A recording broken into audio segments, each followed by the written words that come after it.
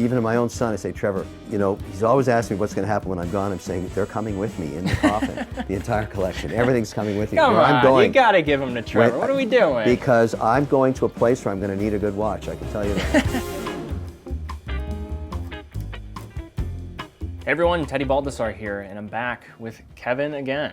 Kevin, great to see you. So what I wanted to do with this video was kind of revisit our original conversation. I remember back, I think it was maybe in 2018 or 2019, we talked about just watch collecting and watches as investments.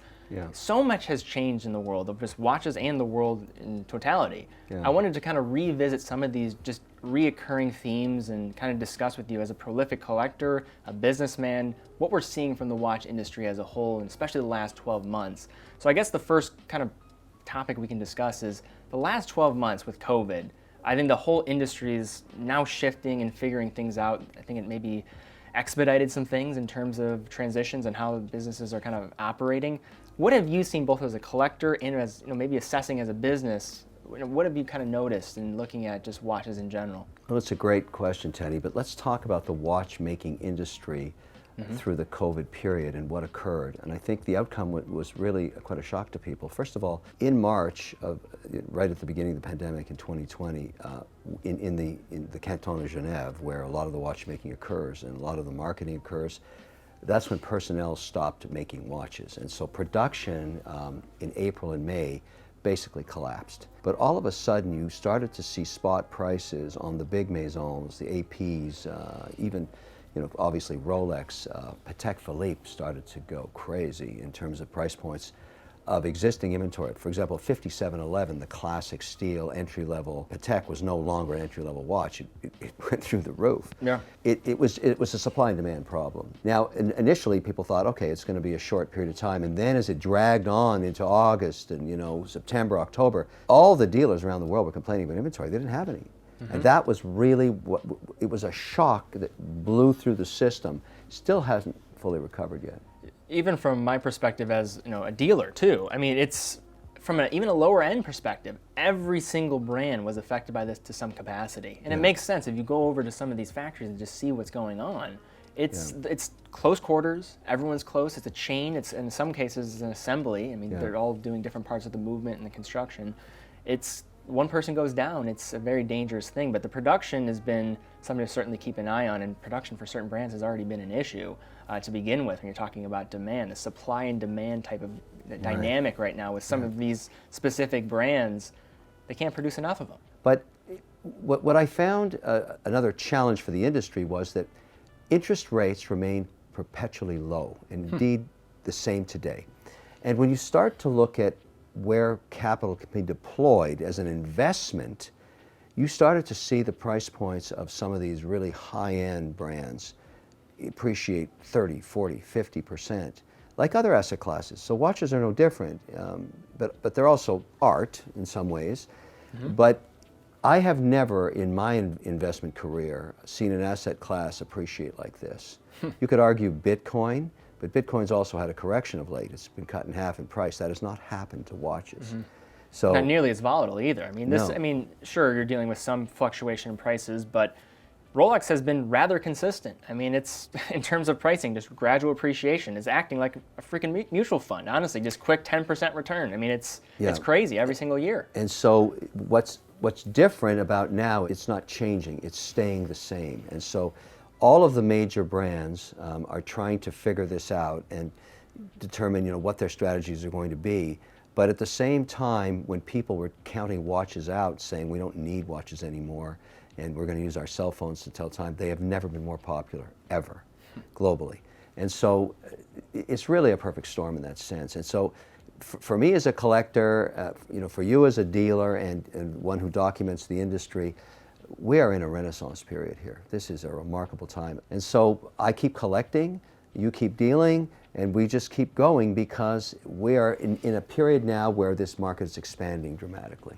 It's a very interesting dynamic because that brings into this next point I definitely want to get into, which is this appreciation of value. Now, I think it's a double-edged sword in a way when you're talking about from a mass market perspective.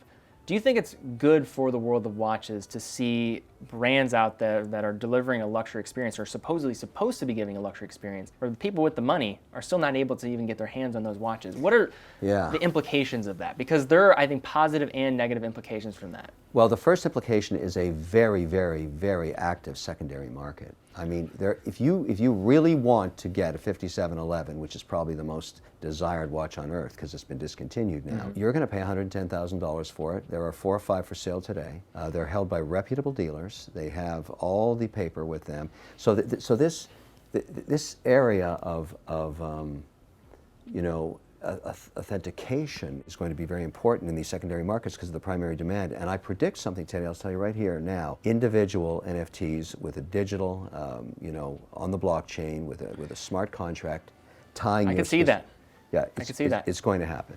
There's been some of that. Some brands have actually gotten into that world a little bit. They just, you know, it's a changing landscape, as we know, but I think you're right on that. But if I'm going to spend $110,000 on a secondary watch, I want 100% to be assured from the brand itself or from somebody that can give me total authentication to that serial number and the history and provenance of that watch. And that is coming, in my mind, 100%, because we now have the technology to do it. And it's being stimulated because of these crazy prices. I mean, you cannot get a 5711 for under $100,000 now. Do you think that's a good thing? I do, and I'll tell you why. It's like saying that the Mona Lisa isn't worth what she's worth, which is probably, if you put that to market, it would probably be $1 billion. Yeah, I wouldn't argue on that. And so, you know, it's sort of, why can't a watch, I mean, something like an FP Journe vintage, this FP Journe is almost 20 years old. Why shouldn't it trade at a crazy appreciated value? It's a piece of art. So you think the positive connotations, because I will say this, the good thing about that phenomenon is it does get more people into watches, which is a challenge right now. Watches and what these are seen as are no longer what they were years ago. These are not necessary tools. But Teddy, I'm going to give you some credit here because you have been one of the first online in your presence in social media to point out that even though these pieces are trading for hundreds of thousands of dollars, you have been able to find consistently fantastic watches at very affordable prices. And I've been part of that journey with you, and we've gone and done it together. $600, $400, $300, $800, fantastic watches for people that have never owned one to get into it at an affordable price with an amazing dial, a great caliber, a good movement, a good brand. They're out there, and that's because there is a swelling demand. You know, Gen Z doesn't want to wear an electronic watch. They want to be part of the art of watchmaking.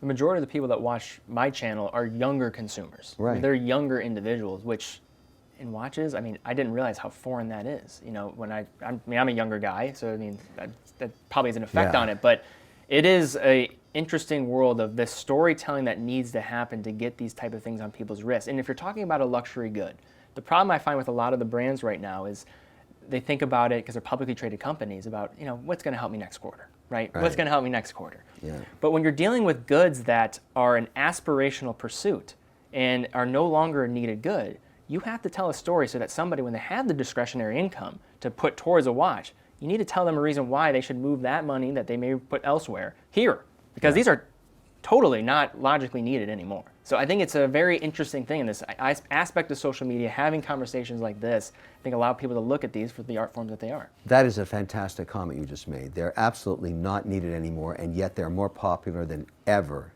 in the history of the planet. There's never been a time when watchmaking and watch collecting and watch as an assets and people that demand these things, it's insatiable. I will say this, like maybe not from a mass market perspective, but the fervor amongst the crowd that is into this, right? Like you have enthusiasm, I think is unprecedented, right? People that are into this stuff are so into this stuff, and that's powerful. But it's infectious because, you know, I have a 24-year-old son and his friends. They're crazy about watches. I mean, obviously they can't afford them yet, but they just can't stop talking about what they could buy if they could afford it. And they're constantly raiding my collection to come and look at it. And I say to these guys, look, even to my own son, I say, Trevor, you know, he's always asking me what's going to happen when I'm gone. I'm saying they're coming with me in the coffin, the entire collection. Everything's coming with me. Come where on, I'm going, you got to give them to Trevor. What are we doing? Because I'm going to a place where I'm going to need a good watch. I can tell you that. You only need one, though. I need them all. You need them all? All right, I'm going to see you in a coffin with all the way up to your shoulder and watches. And my wife said to me, don't worry, honey, I'll bury all these with you. So we talk about the younger consumer. I think it's such a compelling topic, though, right now. Yeah. And I didn't imagine us going here, but I think it is interesting to get into. You talk about your son, like, what can allow these watches to continue to resonate? What can we do? We talked about social media. That's the obvious choice. But is there anything else from a mass market perspective? You work in all these different industries. You have a pulse on the market. Yeah. What could you maybe recommend? Maybe there's a younger type of executive at a watch company right now. What would you recommend to them? Keep innovating the art of watchmaking and the dial itself. What drives people mad for watch is falling in love with the dial. I mean, when they see it, they just know. I mean, take an AP, for example, the Jumbo AP. It's such a classic. When you see this watch, you want to wear it. That classic style, and of course I've modified, this may be the only one in the world with a red band on it, but it just pops on your wrist. This is a crazy beautiful watch. I mean, this is innovation from how many years ago? From the 70s, yeah. Yeah. I mean, the point is, they keep making the movements better, but the classic design, so you get the heritage and you get the better technology. Rolex has done a great job in keeping its movements going forward and getting better and better and better, and the reserve lives of the power is even better. But at the same time, they're keeping the history. So it's really about understanding where you came from, keeping your art, true to your design, true to your brand, but innovating. Because collectors like me, the minute I see a new piece, I have to have it. Where are the points of innovation? Because these are watches, or these materials, they're not appealing to typical innovation, of course, right? So you've mentioned the dial. Like, what are some other characteristics that you would recommend a prolific collector? We've seen new materials, ceramic, for example, platinum in watches. Richard Mille is pressing the edges in terms of what he's doing on new materials. Sapphire, I mean, all of these things. Rolex, with what it's done with diamonds. I mean, this is, you can't even tell the time on this. There's so many diamonds on it. This thing is so blinged out, the eye of the tiger, but it's a piece of art. The jewelers at Rolex go really out of their way to make sure that they're matching each stone. It's a perfect fit. That's innovation. You would have never thought of this, in the early days of watchmaking. Nobody would have bought this. It's too crazy. Yeah, it's what is the spectrum of the critique, right? I mean, it's not innovation. It's simply, Well, Teddy, you've bent the rules on dials. Look at the stuff you've been bringing out and looking at. I mean, crazy stuff, candy cotton colors and all this stuff. And look at this thing. Look at this. I mean, you want to talk about innovation. A couple of Australians with this Brand Avanti sapphire case. I mean, skeleton movement. It's a tourbillon. It's nuts. It's affordable. It's about $6,000. So just continuing to push the envelope is really what it's about. Yeah, I think so. And I wore this at Bitcoin 2021 and caused a heck of a stir. Nobody knew what it was. There was tons of social media around it. And I like innovation. Young partnerships get formed. They break into the watch industry. They start competing. They get a social media following, which you can do today. You couldn't do that 20 years ago. And as a result, great things happen. So now I want to get into some questions from our audience. Sure. So I had mentioned everybody. Going to be speaking to Kevin, so I had them submit some questions. Some of them are going to be more towards watches and maybe just general. So this one's interesting, and I have my own thoughts, but do you think luxury watches like Rolex will ever ramp up production? We talked about a little bit about production. What are your thoughts about that? No, they won't. They're not going to do it. Rolex is run as a trust. It's got 6 lawyers, I believe, on its board. They are very, very in tune with their market. They understand why their brand is what it is, and they're not going to change strategy. They're never going to change that. You're always going to have a hard time finding a steel white-faced Daytona. I can guarantee you that. A good advisor of mine told me that most businesses, they get a new CEO, they think about a 5-10-year plan. Rolex doesn't think of 5-year, 10-year plans. They think about a century plan. Right. And I think he's absolutely right. A fact about Rolex, a lot of people don't know, they're one of the largest real estate owners in Switzerland, and you can't buy better real estate than Swiss real estate. That's where they plow their profits into. Next question is, and this is kind of getting more into a personal finance question, but it's kind of this elephant in the room in a lot of ways when it comes to buying watches, because as you know, this stuff hurts when you buy it. Yeah. Do you recommend buying upfront or financing for new collectors? Talk about putting aside and how to responsibly buy a watch. Because I know you're all about personal finance. Yeah. Can you speak to that very briefly? If you can't buy it up front and pay for it that day and take it out of the store, do not do it. Do not do it. Never finance a watch. It's something you earn. It's something you save for and then purchase, no matter what price point you're going into. But it's not something you go into debt for, ever. because you have to take care of yourself, your family if you have one, your wife if you have one, your husband if you have one, whatever. You know, watches are something that you know, aspire to own one day. And it may not be now, but it'll be there for you when the day comes, but you do not go into debt to own it. I think watches, in terms of the quest for ownership, it's an embodiment of what life is. I think life is a battle against instant gratification. When you're talking about growing a business, you have to kind of suppress those urges, and you got to just look for the long distance. It's a game against time, and you have to go against it. But you're buying an asset that in most cases, or if you buy wisely, will appreciate over time. It's a lot less volatile than Bitcoin, I can tell you that. Now that's a loaded discussion we'll save for another day. All right, next question is, what are your feelings on the push for green dials? We've seen a ton of that. That's the trend right now. What are your thoughts? Well, it's no different than the push for blue dials was 7 years ago, 8 years ago. These are fads. They come through the watch industry. In a way, it's fun to collect that fad because it will be gone one day, and then you'll have your piece from that era. I've always said that diversification is very important in investing, and it is in watch collecting as well. I have some green dials because I want to be part of the movement and be part of that period. They look beautiful, and the dial makers are doing a great job with the various tones of green, but it's simply a fad. And the classic white and black dials, and they're never going to go away. They will never fall out of favor. They're always the best. I mean, at the end of the day, a dial is made so you can read the time. Contrast. Contrast is so important in a watch dial. And so you find contrast with white and dark. I mean, so that's why black dials work. That's why white dials work. I think right now green couldn't be hotter, but I bet you in 2 years something else replaces it.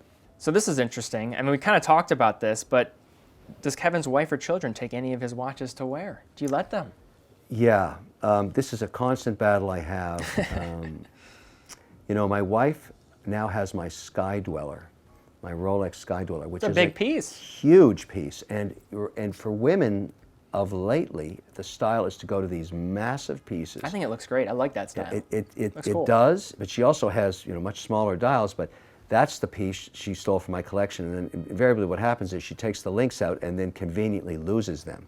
So there's no way to bring it back. And that's basically what's happening with my Sky Dweller. My daughter really coveted that early. Rolex used to make really small dials, tennis bracelet sized watches with pearl inlaid dials. Very, very hard to find. And I gave one to my wife when we first got married. I saved forever to buy it. And I just had it restored by Rolex for my daughter, and she wears it now. And so these things have family legacy to them.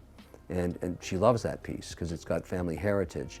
But when you buy a Rolex, when you buy a Patek, that old saying Patek has, you're just renting it for your lifetime because it's going on. The next generation. Next generation. They're right. They're right about that. Although in my case, I've said this many times, all my watches are being buried with me. I'm gonna have to come to your grave, honestly. This is disrespectful to your children. We need to get that on their wrists.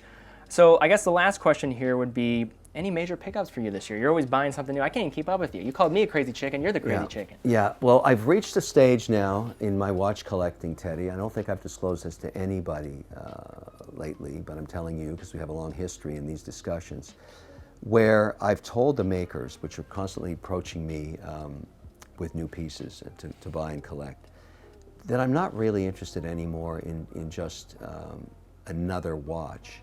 I need a one-of-a-kind piece. I need something for my legacy as a collector, and I'm willing to commission one-of-a-kind builds. And without disclosing the makers that are doing this for me right now, I have multiple brands doing this for me. And it's because I think I've earned that respect, and I'm honored to be able to do this. I don't ask for anything for free. I'm buying these pieces, but they are going to be extraordinary watches because I'm having a say in how the dial looks, what the features are, things that I really respect about those brands. Nothing makes me more excited than to sit down with a watchmaker and say, okay, what is this unique Kevin O'Leary or Mr. Wonderful piece going to look like? And so I tell the dealers when they call me up and the brands, no, it's got to be one of a kind. And they get it. That's great. Well, excited to see when those come through. We'll definitely have to do a video on it. It's going to be great, Teddy. I'm excited just talking about it. Well, I can't wait either. So, well, thank you again for letting me come by and have Always a good discussion. Fun. Always fun. It's great. We have some cool things planned upcoming this year, so excited to do it. But guys, thank you again so much for watching. If you did enjoy the video, you want to see more of this in the future, see that positive encouragement with that thumbs up button, subscribe, and hit the bell icon. Also, TeddyBaldassarre.com as well, full authorized dealer of over 30 brands. Also, check out Kevin's channel. We're reposting some content over there, so subscribe over on his channel. But guys, thank you again so much for watching. Be well, and I'll see you all very soon.